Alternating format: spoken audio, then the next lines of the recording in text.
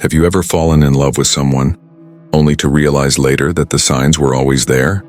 The disrespect, the chaos, the emotional manipulation. But you ignored it because love felt too good to question. What if Marcus Aurelius, the Roman emperor and Stoic philosopher, could have saved you from that mistake? What if he gave you the lens to see through the illusion before your heart got involved?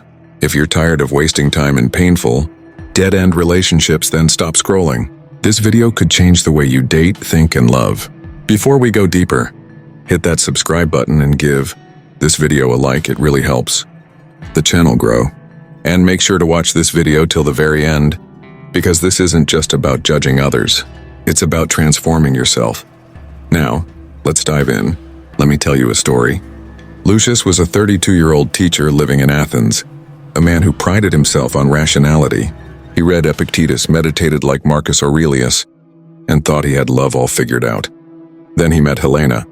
Helena was stunning, magnetic, unpredictable in ways that excited Lucius. She wasn't the quiet kind, and that's what made her seem alive. But 6 months in, his life was in chaos. He was anxious, second-guessing himself, wondering if he was the problem. He started journaling just like Marcus Aurelius had done. And in his entries, one question kept echoing. What signs did I miss? And that's what we're here to talk about: 7 clear signs of a woman who lacks wisdom, framed through Stoic philosophy. This isn't about hate. It's about clarity, self-respect, and becoming emotionally bulletproof. 1. She worships chaos. Let me ask you something personal. Have you ever been with someone who made your heart race? But not in a good way? Someone who turned your calm life into a storm, yet you called it passion? Think about your past relationships for a second. Was there a moment when love felt more like survival? Like you were walking on eggshells, not knowing if the next moment would be laughter or an explosion? If you're nodding right now, then this story might be yours. Lucius, remember him? The Stoic-minded guy we mentioned earlier? He met Helena on a rainy night outside a bookstore. She dropped a book, ironically. It was a poetry collection about emotional healing. She smiled, said something witty, and before he knew it, she was in his world. But Helena wasn't calm water. She was fire, the kind of woman who would text him 20 times in an hour, then vanish for 2 days without a word. One night she'd confess her love with tears in her eyes, and the next she'd accuse him of not caring enough. Lucius, like many of us, mistook that chaos for connection. He thought, this is what love is supposed to feel like: unpredictable, fiery, passionate. Let me pause here and ask you something real. Was there someone in your past who made you feel like love had to be dramatic to be real? Did you ever chase someone who gave you just enough love to keep you hooked, but never enough peace to feel safe? Marcus Aurelius once wrote, "The tranquility that comes when you stop caring what they say, or think, or do, only what you do." Helena, on the other hand, thrived on caring too much about the wrong things. Gossip was her currency. Arguments were her language. She didn't feel alive unless she was in the middle of some emotional hurricane. Lucius tried to be the anchor. He tried to be the Stoic man, but you can't anchor a tornado. What he didn't realize at first was this: some people are addicted to chaos because it drowns out the silence. They fear within themselves, and when you love someone like that, you become part of their noise. But here's the twist: you're not just watching Lucius's story. You're seeing a reflection of your own. If you've been with someone like Helena, or maybe, if you've been Helena, you know how addictive chaos can be. But chaos isn't love. It's fear in disguise. Fear of stillness, fear of boredom, fear of facing the emptiness inside. True love, as Marcus would say, doesn't shake your soul. It steadies it. So I want to ask you something deeply personal. Who brought you peace? Who brought you storms? And who do you keep choosing? Because your love life isn't just a story you live, it's a story you write.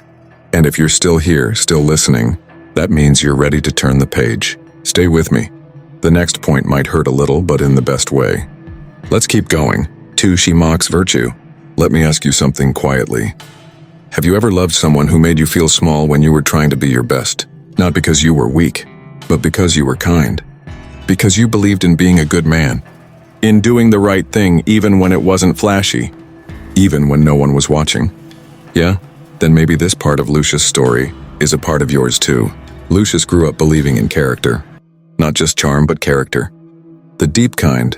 The kind that returns the extra change to the cashier, helps the elderly cross the street, or shows up on time because it means something to keep your word.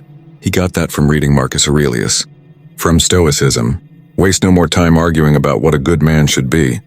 Be one, Marcus wrote, and Lucius took that to heart. Then came Helena. At first, she seemed impressed by his discipline. "You're so calm," she'd say, "so thoughtful." But slowly, her tone shifted. The praise turned into sarcasm. "Why are you always trying to be the nice guy? You don't need to help everyone, you're not a monk." And worst of all, when Lucius stood up for someone being treated unfairly, Helena rolled her eyes and muttered, "Wow, you're really into this hero complex thing, aren't you? Now let me ask you something personal. Have you ever had your goodness questioned by someone who said they loved you? Have you ever done something out of integrity and instead of admiration you got mockery? There's a kind of woman, foolish, unwise, not because she's evil, but because she doesn't recognize virtue when it's standing right in front of her. She's been so hurt, so jaded by the world, that when she meets kindness, she assumes it's fake. When she sees honor, she calls it boring. When she hears truth, she calls it too soft. Lucius once surprised Helena by bringing dinner to her work during a stressful week. Her response? "Oh, look at you trying to earn boyfriend points." And in that moment, something broke. Not in his ego, but in his hope. He started to wonder, am I too much? Am I wrong for loving this way? But he wasn't. And neither are you. You see, when someone mocks your virtue, they're not exposing your flaws. They're revealing their own emptiness. Their inability to receive real love, real values, real connection. Marcus Aurelius warned us just that you do the right thing. The rest doesn't matter.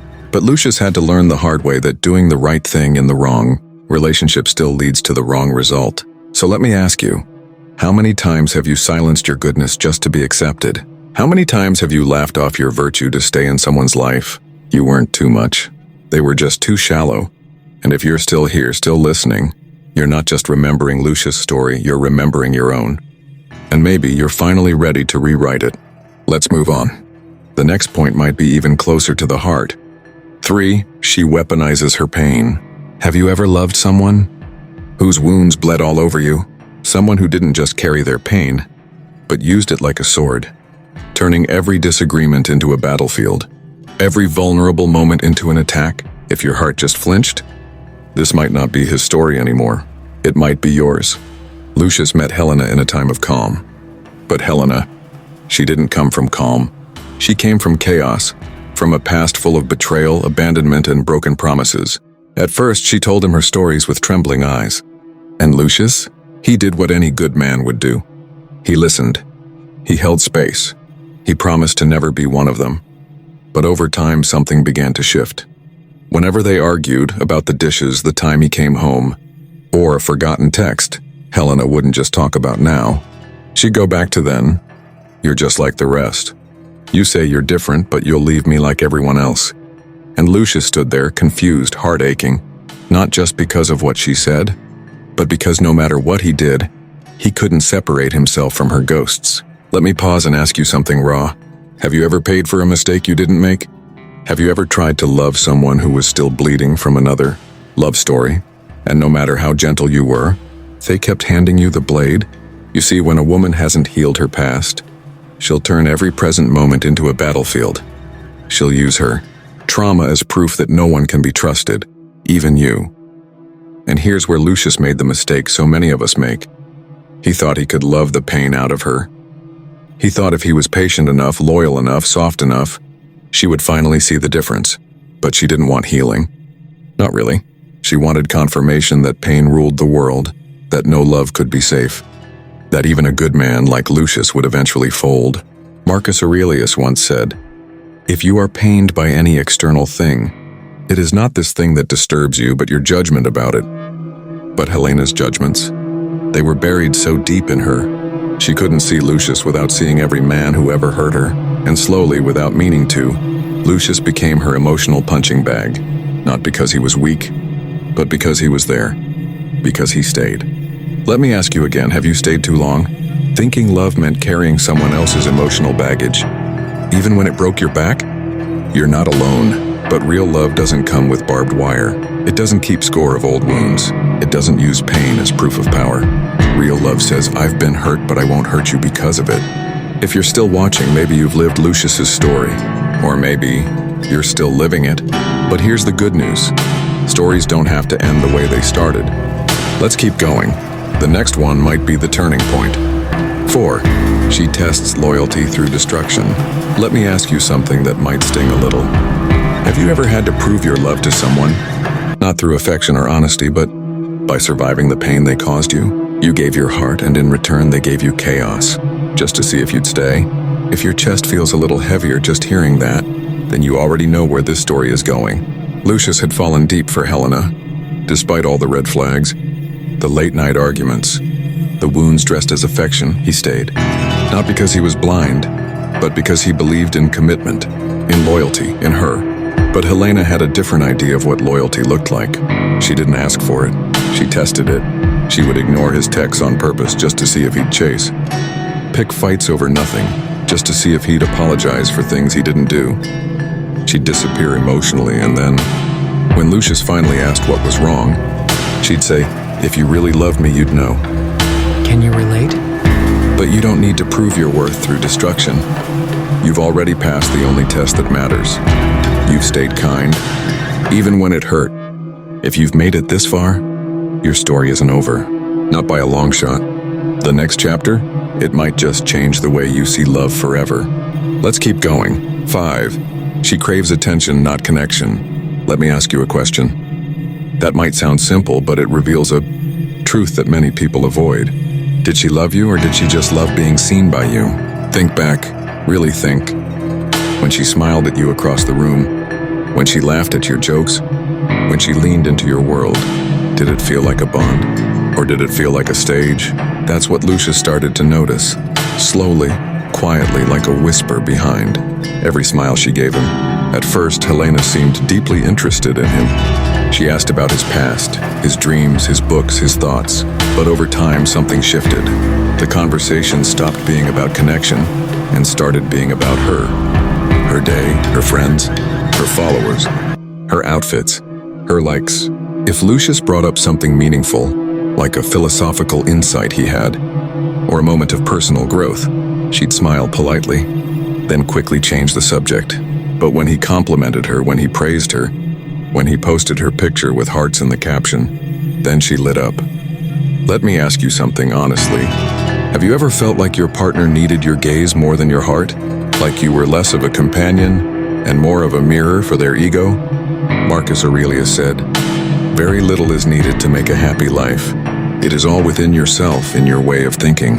But Helena's happiness wasn't within. It came from the outside, the audience, the attention, the spotlight. And when Lucius tried to connect at a deeper level, to talk about values, legacy meaning, she'd look at him like he was speaking another language. One night, Lucius asked her softly, "What do you feel when we're alone together without all the noise?" She laughed and said, "Why does it have to be deep all the time? Can't we just have fun?" But for Lucius, love wasn't about fun. It was about depth, about the invisible threads that tie two souls together, even when no one's watching. He realized something heartbreaking that night. She didn't love him. She loved the way he made her feel about herself. Have you ever been there? Where you give your love fully, hoping to be seen in return, but instead, you become just another spotlight in someone else's theater? That's not love. That's performance. Lucius wanted a connection that outlasted the mood. That wasn't built on applause or attention or aesthetics. He wanted to be known, to be felt, to be understood. But Helena wasn't looking for that. She wanted admiration, not intimacy. Eyes, not empathy. And when he stopped clapping, she stopped smiling. So let me ask you, are you with someone who connects with your soul, or someone who just needs your gaze to feel whole? Lucius had to learn the hard way. Attention fades, but connection? That's what real love is built on. If you're still watching, it means you're seeking real love. Not the version sold in posts or reels, but the kind that grows in silence and sees you fully. Let's keep going. The next chapter gets even more honest. 6. She confuses drama for passion. Let me ask you something you've probably never said out loud. Did you mistake chaos for chemistry? Did you ever feel butterflies not because you were in love, but because you were walking on emotional eggshells? If that question hit too close to your heart, then what I'm about to share isn't just Lucius's story. It's yours too. Lucius had been through quiet relationships before, steady ones.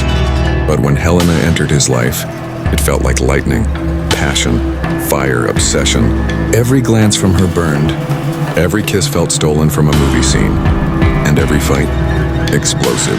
But then came the part no one talks about, the I love you whispered after screaming matches, the tears in her eyes that always ended in a kiss, the silence that turned into urgency, that feeling like something was always at stake. And Lucius began to confuse that intensity with love. Let me ask you this gently.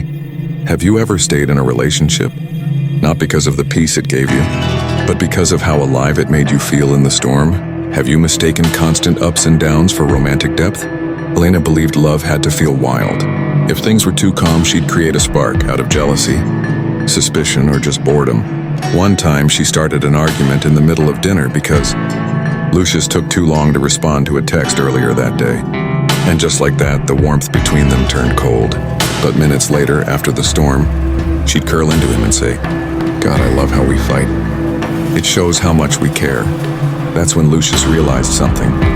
She wasn't addicted to love. She was addicted to the adrenaline of emotional chaos. Marcus Aurelius wrote, "The nearer a man comes to a calm mind, the closer he is to strength." But Helena saw calm as weakness.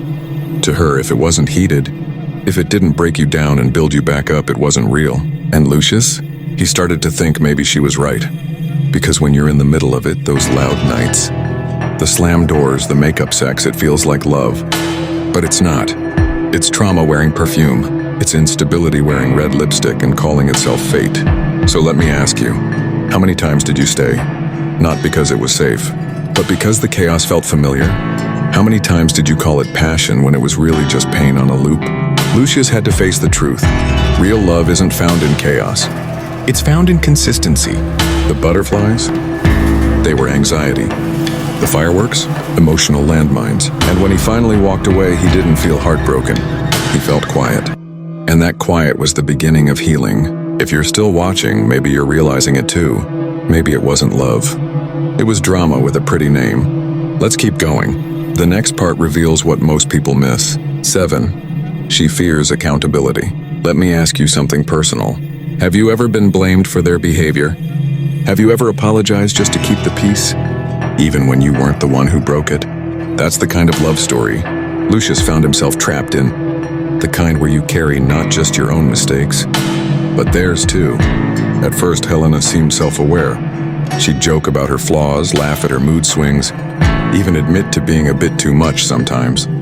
But when real moments of conflict appeared, moments where reflection mattered, she would vanish behind walls of deflection and defense. One night, Lucius gently brought up something simple.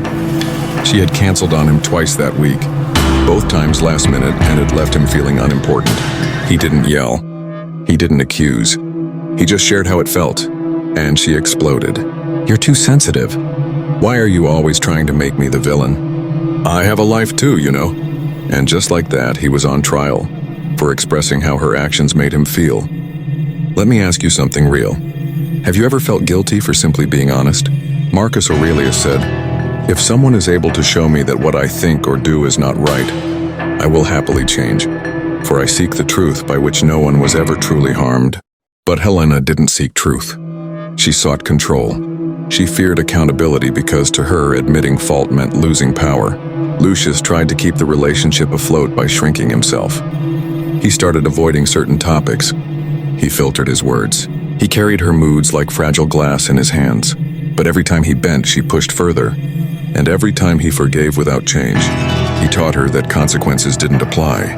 Have you ever loved someone so much that you started treating their comfort as more important than your own truth? That's not love. That's self-erasure. Helena feared accountability because she feared vulnerability. She couldn't admit when she was wrong because she had tied her worth to being perfect. So every criticism felt like an attack, and every mirror Lucius held up was shattered with blame.